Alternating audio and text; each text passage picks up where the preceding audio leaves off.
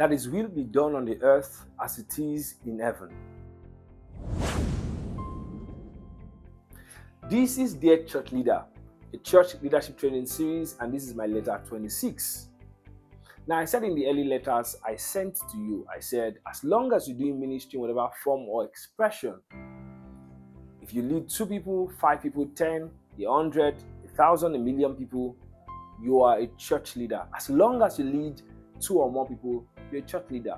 And that's because you lead a group of people in His vineyard. As long as you're doing the Lord's work and you're leading the people, I consider you a church leader. And that's why I've written these letters, to help you be more effective and productive, ultimately more impactful in your service in God's house as a leader. Now, I'm writing to you in this letter to keep perspective as we continue to serve the Lord and do the great things we're doing. It's possible to start drifting off the target. What's the goal here? You see, I like to say not all trends are trendable. Forgive me if it's not a word you're used to, the word trendable. For us in God's vineyard, as we serve the Lord, not everything we see is adoptable in God's house. Not everything that works in a conventional space can be brought into God's house to function. And so yes, you might be in the hospitality ministry in God's house. So not everything you see that hospitality personnel and officers do in the conventional space is permitted in God's house. You've got to keep perspective. Whatever you do, don't tamper with spirituality.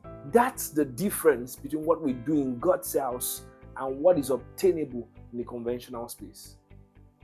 Dear church leader, don't tamper with spirituality.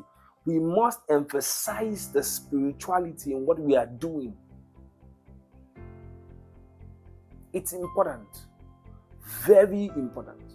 Colossians chapter 3 verse 2, one of my most remarkable scriptures that has blessed me over the years.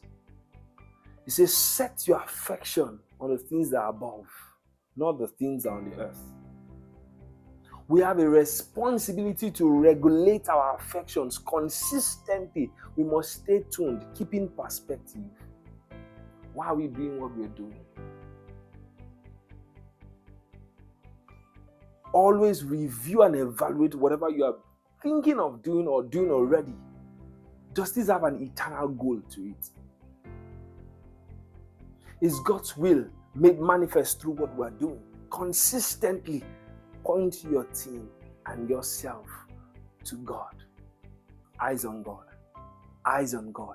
Eternal value. Eternal value. What are we doing here?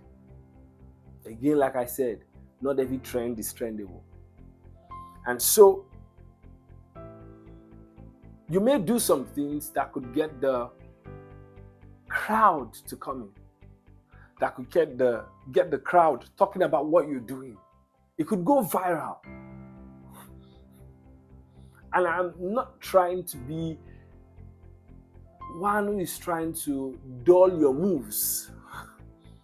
But I'm saying, if it has no eternal consequences, it really is not going to count much. And as the Apostle Paul puts it in 1 Corinthians 3, every work will be tried. Every work will be tried. Some people, their works will stand because it was designed and it was built in the way God wanted it to be done.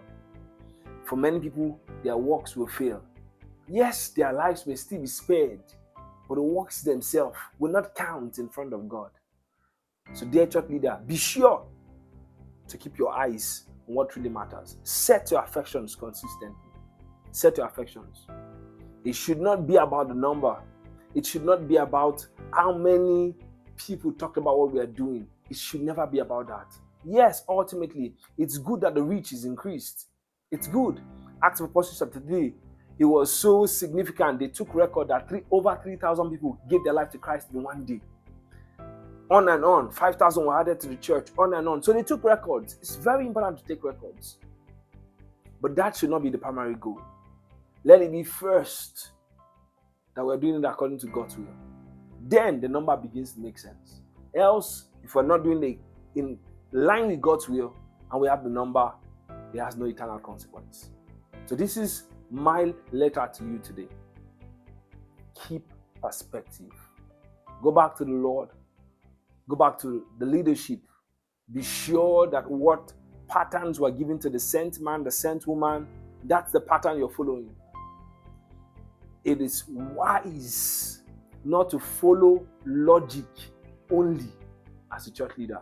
It's wise to build according to the pattern given by God, given by the authorities above you, given by the sent man. It's important to follow the pattern.